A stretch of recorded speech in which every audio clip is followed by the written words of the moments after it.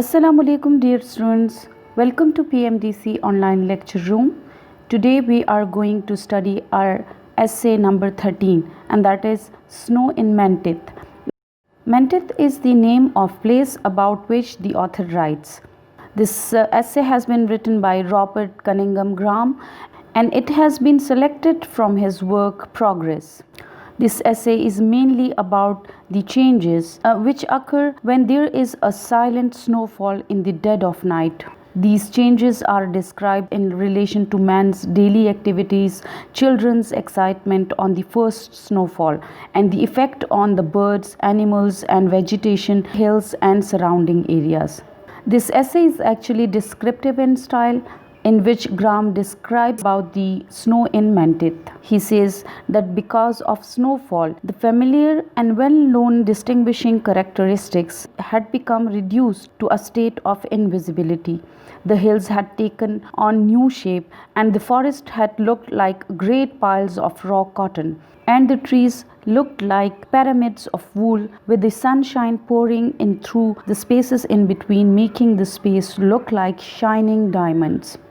On the front side of the beech trees, the snow lay thick and hard like sugar on a cake, while on the other side, the tree trunk was black. The branches of firs and spruces moved from one side to another side, up and down under the weight of snow, and this bent them towards the grounds. In short, there had been a snowfall which gave a new shape to everything. The author further describes about birch trees that were covered with pointed hanging pieces of ice formed by the freezing of dripping water on the thin and tender twigs. The other type of trees, which are larches, this is a kind of a coniferous trees, so stood straight and erect and were of red color because their branches were hairy and the snow could not find resting place. The dried leaves stuck onto the trunks of the oak trees. So this is also another kind of tree. On all these trees there were some birds and they looked depressed and in low spirits and making sound like birds in a nervous state due to the cold.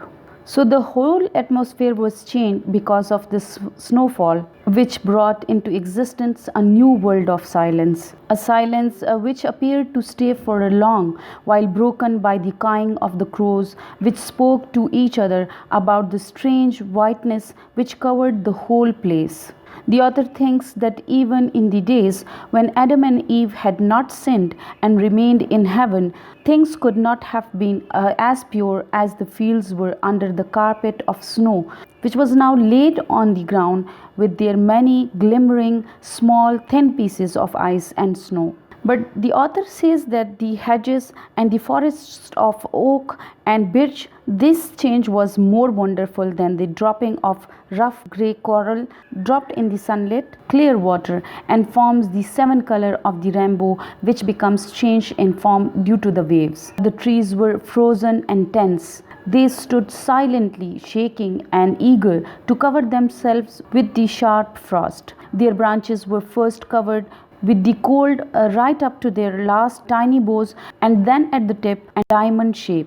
The author says that there was low sound of the wind coming from the northern side, and this wind seemed to lose itself in the blackness of the fir trees, making itself known as if it was trying to show its satisfaction on the work done by itself and became the spirit of the forest.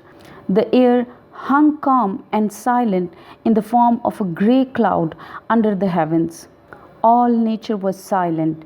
A rabbit which ran in long strides through the bush moved the weeds, which had frozen snow on them, left behind him a marking of its feet of fur in the freshly fallen snow. In the dark woodland, the small streams were blocked. The trout fish looked twice their size, the transparent pool in the light which reflected from under ice from the clear water of the pools. The men who cut wood walked with heavy steps with their axes put under their armpit and their hands in their pockets. So they looked as if they had walked into a comedy play by mistake. The wind which blows in the wild grasses, in the swamps and pools, was the only soft music around.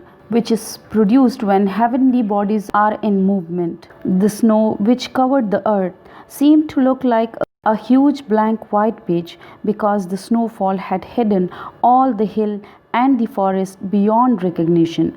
This page was such that anything which moved made a record of the movement it made, if not permanently due to melting of snow.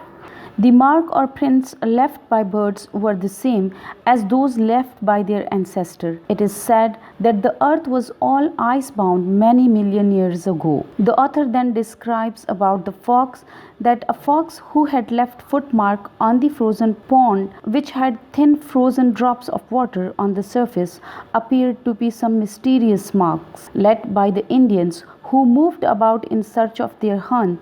The shadow of birds are long and deep in the snow, as if the snow was determined that no living thing should pass above without leaving a mark. The author says that just as the desert is like an open book to an Indian who can trace the movement of the wild animal by its marks of feet left in the earth, in the same way the marks left on the snow gave the secret of the movement of animals even to the eye which was not experienced. When the mark cleared out, the grass remained its downtrodden conditions, as if the passerby had just walked over it. The author says that the snow changed the forest into palaces like silver and diamond, and the hills into those mountains of Switzerland called the Alps, covered with snow, and the fields were like big chessboards. The roads were lost in snow, and the change on the moss was fantastic.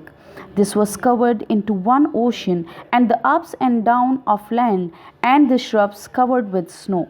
Their tips would shine with pink color. These would look as they would like to move and wash the margins of the hills lands. The author also mentions about the heron. It's a kind of bird which has long legs and eats fish. So the heron flew away heavily from the moss as if it has flown away from the bosom of it, making a heavy sound. His day was one of unsuccessful attempts at catching fish near the dark frozen pools and river. So the author has used several similes, metaphors, and other figures of speech to describe trees, animals, hills, snowfall, birds, etc. He describes beautifully the snowfall scene at Menteith.